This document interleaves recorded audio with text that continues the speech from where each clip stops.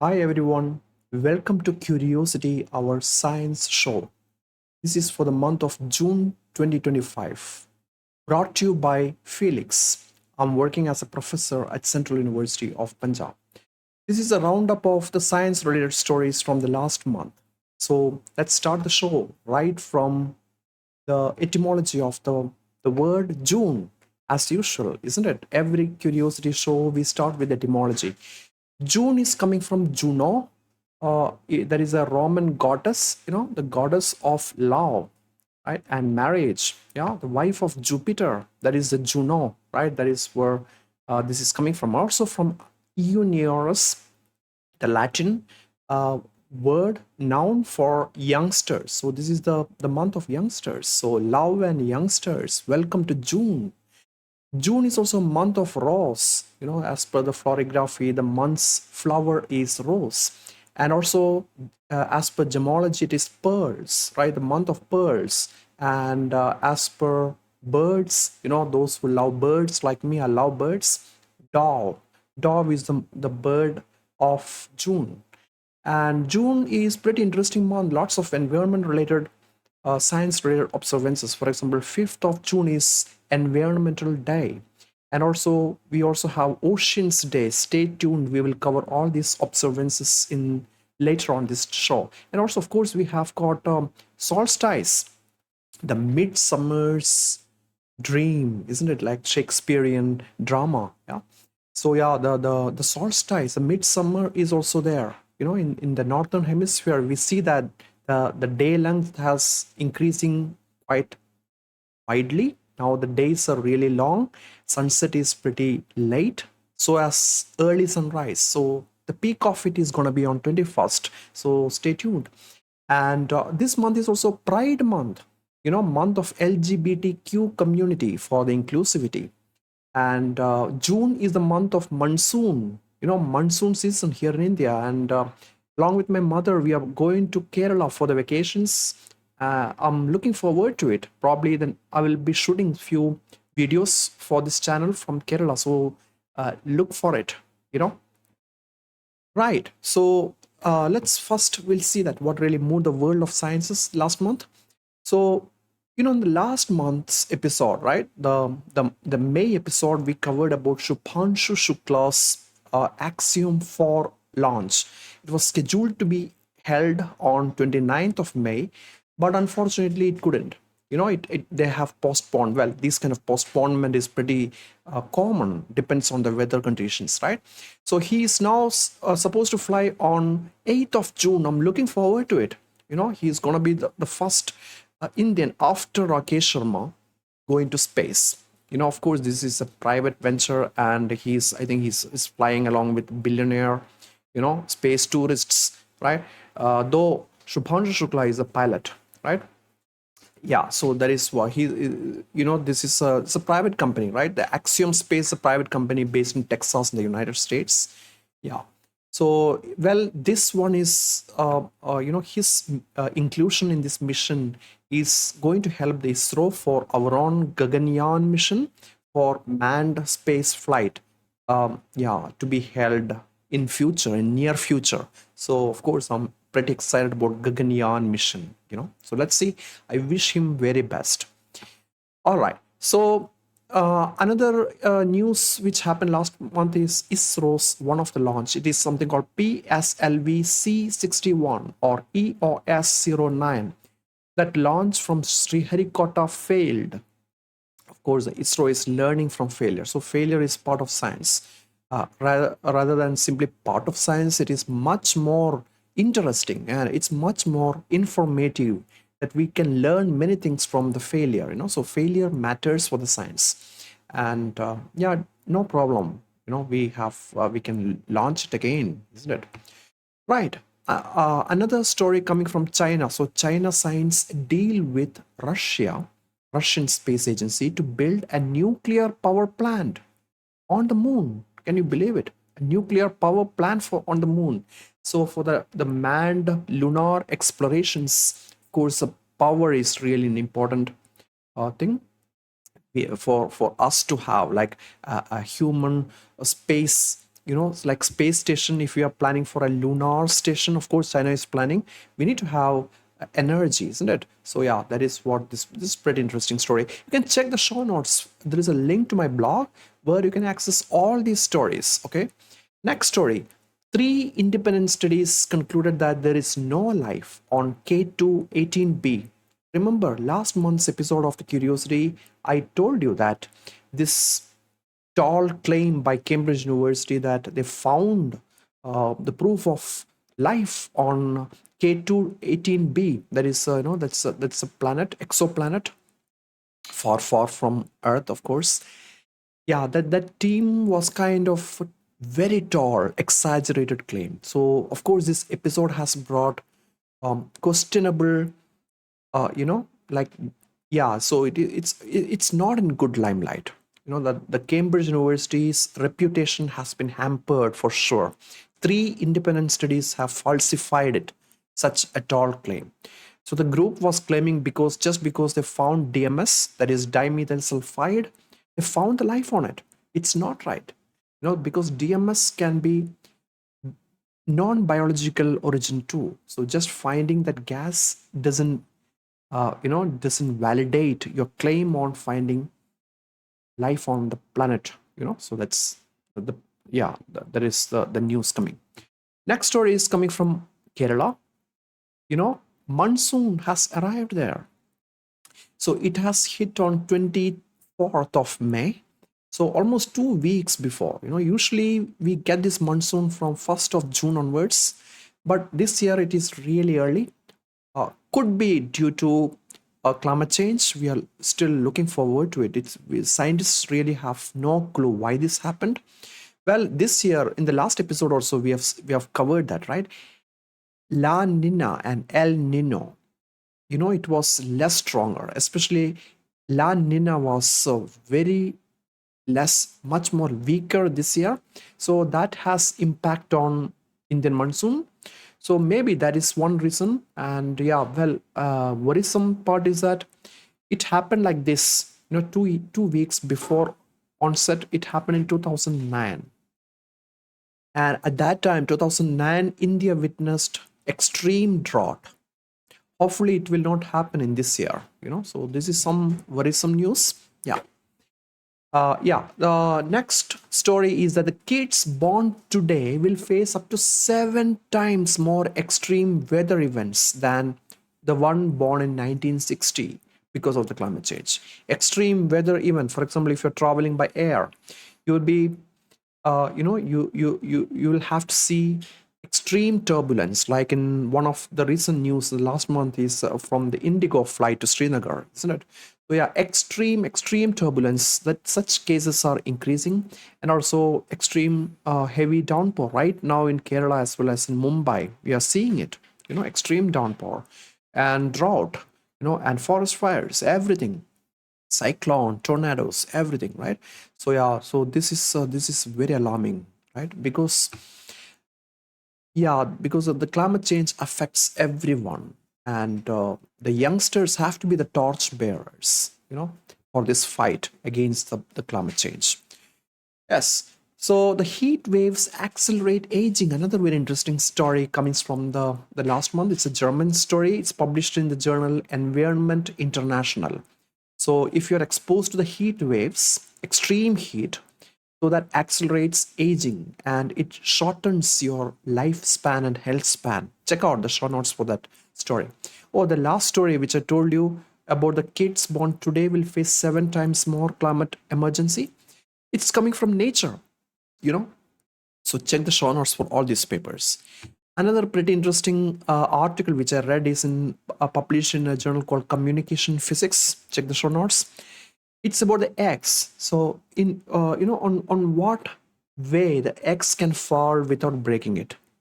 So like on the side versus on the top or bottom, right? So which way the egg falls so can minimize the breakage.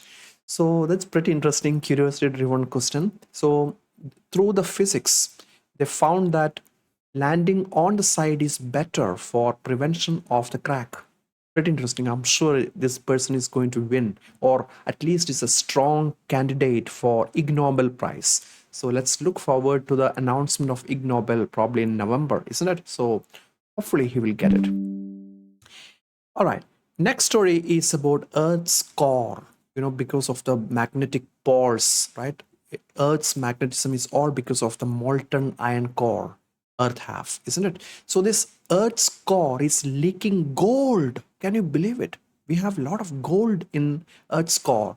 So through the deep fissures of the volcano, so in the volcanic eruptions in magma, that is one way this core is leaking, bringing the gold into the surface. So that's pretty interesting. So core has got lots of gold deposit. So that is not a good news if you have lots of investment in gold. The price is going to be less if you can extract it from the core. Anyway, we'll have to wait and see. It's not like in thousands of years, right? Might take really long time. The extraction is almost impossible. The paper published in Nature. Another very interesting story about this plume or Earth's core, the deep mantle plume is tearing the Africa into two parts. That's pretty interesting. So Africa, the East Africa and the rest of the Africa. So East Africa is something called East African Rift System, EARS, EARS. So that is a fracture line all the way from Eritrea through Mozambique, so through countries like Uganda and Kenya and Namibia, all these places are involved. Zambia, right? So yeah, so I have been to Tanzania and Kenya in this fissure range, right? Tanzania is also part of this. Mozambique also. I flew over Mozambique. So this is now separating into two. Well, this area, this East African Rift, is the area where usually we call it a cradle of humanity. The cradle, that is where we were born. Entire humanity were born there in the Eastern Africa, especially in Kenya, right? So and yeah, places like that. For example, Lucy, the Australopithecus, the famous fossil is from that area, right? That's a pretty interesting story. This paper got published in Geophysical Research Letters last month. Another interesting paper I read in Science, a magazine, very prestigious American Association for Advancement of Science, right? That the common gut fungus, the fungus living in your intestine, it's called Fusarium foetans, right? So this Fusarium fungus living in your gut can reverse fatty liver disease. That's pretty interesting. And also, early stages of the liver cirrhosis. So that's pretty interesting hop. So though all the people with the fatty liver disease, this is pretty interesting modulation. That is very interesting news. I'm looking forward to it, further developments. Another news is about the weather predictions. Again, the story published in Nature, 2 weeks back. Microsoft's new AI based tool called Aura AI, yeah, Aura AI is so much better with predicting the 10 days weather predictions than the classic predictions by the Met departments. Much better, substantially better. That's very interesting. The AI is now taking over the jobs of the Met departments too, isn't it? Aura of Microsoft. I'm looking forward to it. Next story is it's coming from China. Again, the story got published in Nature. It's about Gregor Mendel's pea. After 160 years of the Gregor Mendel, the problem of the pea finally resolved. That is what many of the articles proclaim. What is the problem about? Well, Gregor Mendel was a biomathematician, right? He did a lot of calculations based on the genetics, right? But he has no clue how the genes are or which genes are affected, right? Now the Chinese team, they did the whole genome sequencing of the pea, and then they localized, they pinpointed the gene and genes responsible for certain phenotypes. The phenotype which they looked at is pod color, the pea pod color. The pod color is disrupted because the color is changed because of the disruption in the regulation of chlorophyll biosynthesis. That's very interesting. CHLB gene, CHLG gene, I guess. I'm not sure. You can check out the paper. So that is very interesting. Pod color is because of the dysregulation of the chlorophyll. Second phenotype is pod shape. The shape of the pod is affected by two genes simultaneously. Very interesting, right? It's a very large data set. They spent a lot of money for this paper. The third one is about the flower position, something called fasciation in botany. So the position of the flower is affected by or encoded by a gene called co-receptor like kinase. Very interesting name, right? So yeah, those three genes they pinpointed in the genome. That's very interesting. Well, next one is not a paper, it's a report from Ministry of Earth Sciences, Government of India, annual report. So you can check out that annual report also. And as per that report, Indian coastline, the beach and shore, right? Indian shore. Earlier we thought it's around 7,500 kilometer.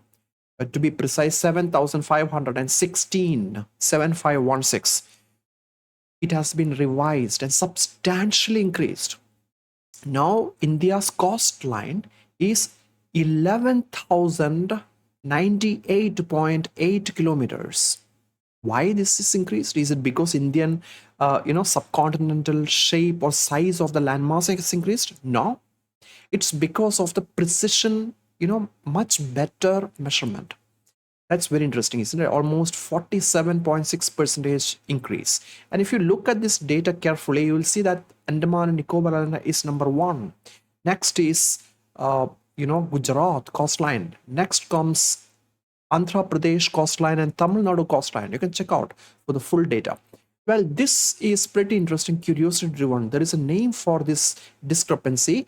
The name is something called the paradox, coastline paradox. So the coastline paradox was initially coined by a British mathematician, Louis Fry Richardson, in 1950s.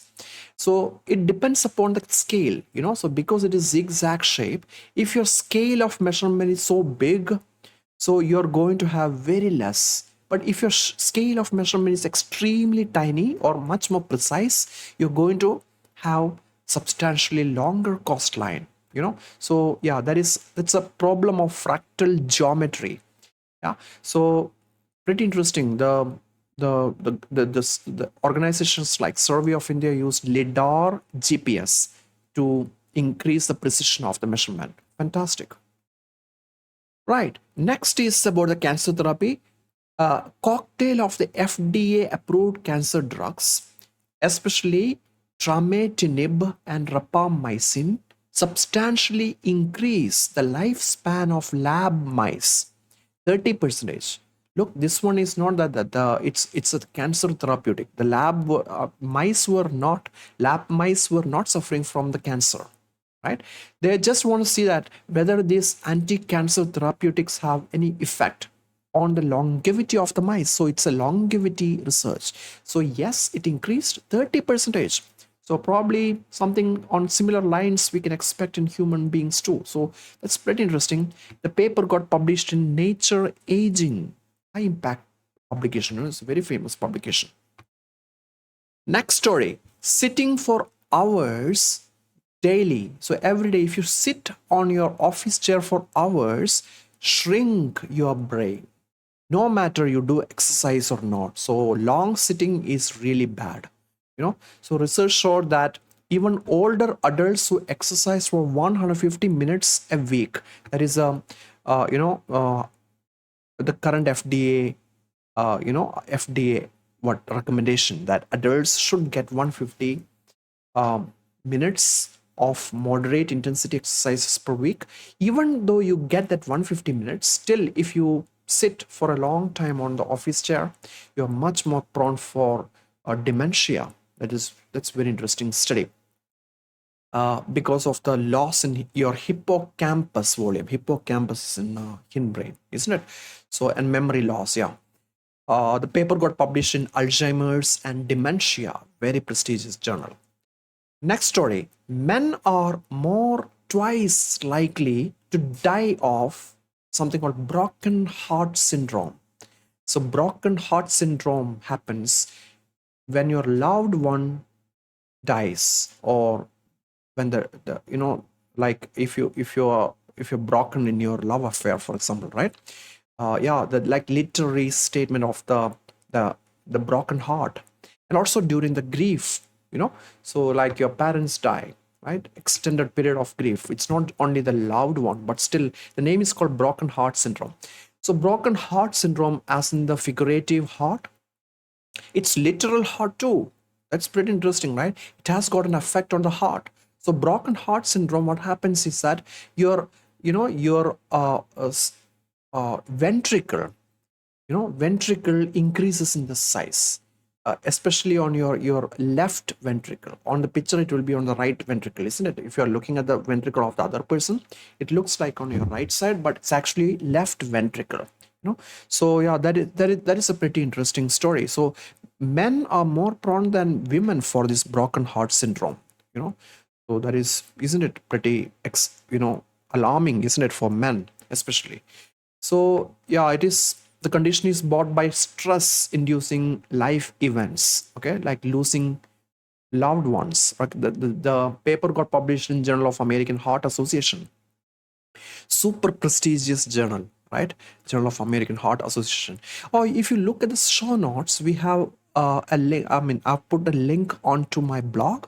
So every month's curiosity, you can see the full blog. You can have a look on the real papers, and you can check the end, you can check the statistical significance, everything in it. Okay, I suggest you strongly to check it. So if you check this paper, so there is a name for this broken heart syndrome. Well, colloquially it's called broken heart syndrome. And yeah, it is medically, it is known as Takotsubo cardiomyopathy. Very interesting. And the blog has every issue of my blog post, the magazine, have got a cover image. So this month's episode's cover image is this broken heart syndrome. So you can see that in the broken heart syndrome, the enlarged ventricle, the left ventricle, take a shape of something called, takatsubo. So takatsubo is a Japanese net used to fish out the octopus. So you can check the shape of that too. So yeah, the neck is small but base is wide. So the Japanese cardiologist saw an uncanny resemblance with this fishing net, the shapes of the ventricle. That's why the name is like that. Interesting, isn't it?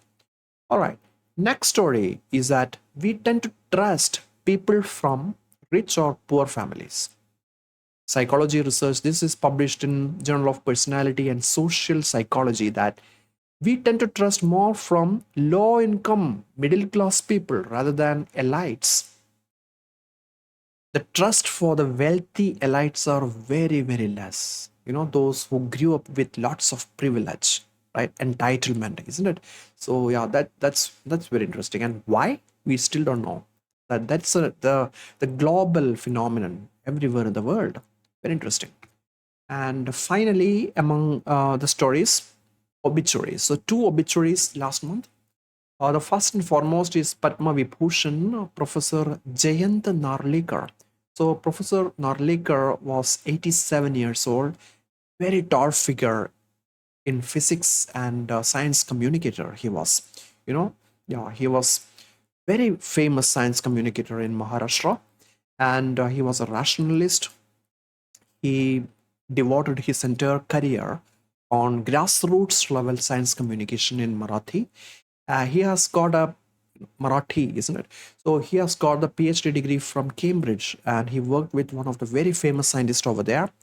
And he supported, uh, the notion that something called panspermia, the notion that the life originated on the planet from extraterrestrial, origins.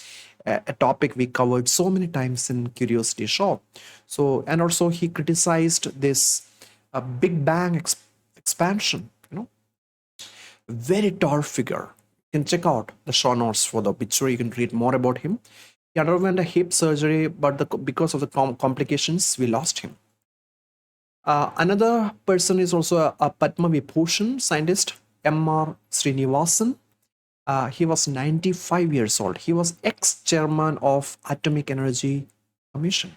So strength to the family and friends to bear the loss. All right, let's go to the next phase of of the Curiosity Show, observances, science-based observances of this month, June. June 1st is Moon-Mars conjunction and also the best day of the year to spot Venus. So grab a telescope or a binocular and check out the Venus. Oh, of course, the Venus you can see, naked eye too. But I suggest you to look at least with a proper binocular. That will be fantastic. Third is good day for cycle lovers like me. The World Cycle Day. Cycling is good for every single aspect, right? For your longevity, cardiovascular health, and also good for the environment. So fifth is World Environment Day. Extremely important day, right? World Environment Day. Seventh is Food Safety Day. Eighth is the World Oceans Day. Sustainability is important for World Oceans Day, isn't it? Ocean sustainability. 11th is Strawberry Moon. The full moon of this month is called Strawberry Moon as per the almanac of the indigenous communities, especially the Red Indians, right? Yeah, American Indians, right? 14th is Blood Donors Day. For all the blood donors, including me, I also donate my blood quite often. You should do it too, because the blood donation can save someone else's life. 21st is June solstice, and 22nd is Moon Venus conjunction. 27th is June booted meteor shower. So one of the very good meteor shower in case you're watching this show from somewhere without much of the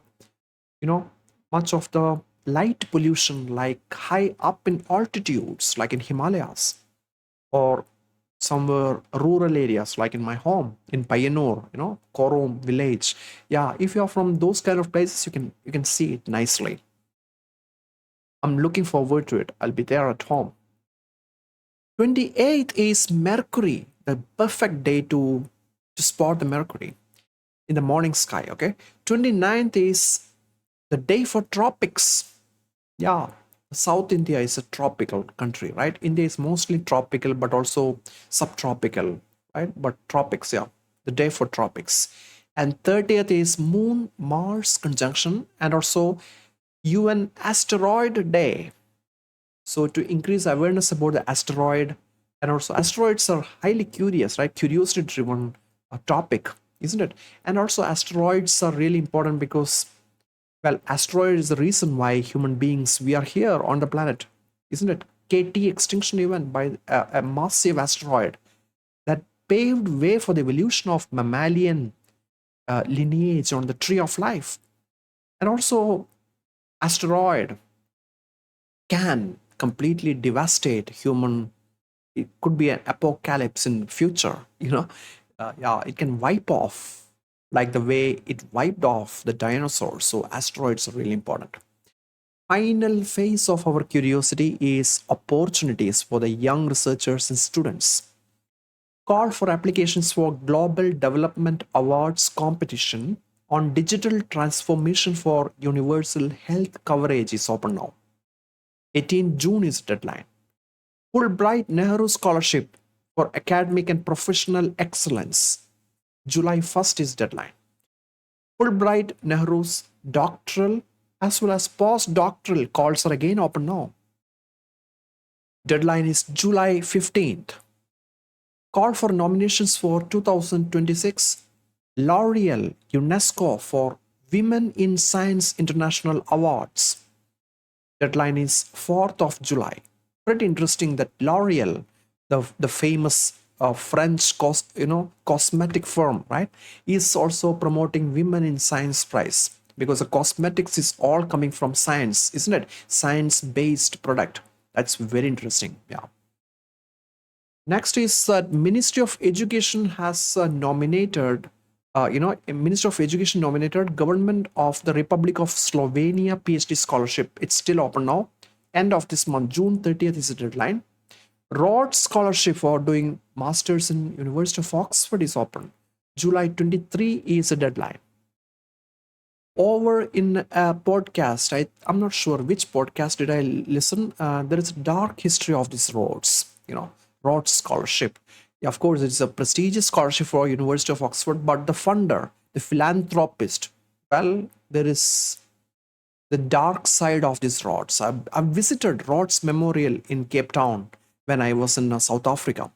Rhodes was the white South African, and he was a champion of racism, the apartheid. He openly said that you should decimate, you should kill all the black people of Africa, Yeah, that is not so good about Rhodes. Yeah. Well, and also Gates Cambridge Scholarship is now coming to be open soon. Okay, November, the call. Well, you should gear towards applying in case you're really interested to do PhD in Cambridge University. Look out for Gates Scholarship. Yeah, same Microsoft's Gate, right? Right. Call for applications for 2025 Antarctic related fellowships for Committee on Antarctic Research, SCAR, is open now. It's designed to support early and mid-career researchers. Deadline is 31st of July. Call for applications for Dubai Future Forum's second sci-fi writing competition, so science fiction writing competition. That's also open for experienced authors and aspiring storytellers. You can participate in this one to reimagine the technology, craft thrilling narratives that push the boundaries of imagination and shape the future through the power of words. Deadline is 1st September. Oh, by the way, in the obituary section I told about Narlikar, right? Jayant Narlikar professor or professor. He founded. He was the chair of IUCA also. Inter University Center for Astronomy and Astrophysics in Pune. And Professor Narlikar was also a science fiction writer. He wrote many science fiction books. You can check out his science fiction writes too. He's such a imaginative scientist that India had. So it's gonna be a big miss. So his loss is tremendous. Yeah. So that's it for this month's episode of Curiosity. As usual, please check out the show notes for the links to all the papers and links to applications too. Young Academy of India has got a Facebook page. You can check out our Facebook page for getting more and more curiosity, inspired and imaginative stories like this. And also be part of our mailing list in the Google forum to get these shows delivered to your inbox. And that's it. Thank you so much, and I wish you very best. I hope you all will have a fantastic month of June filled with curiosity. It's a vacation month for me. So please take off yourself. I'll see you soon with yet another episode of Curiosity for the month of July. Until then, goodbye, and please take care of yourself and someone else's too. Goodbye.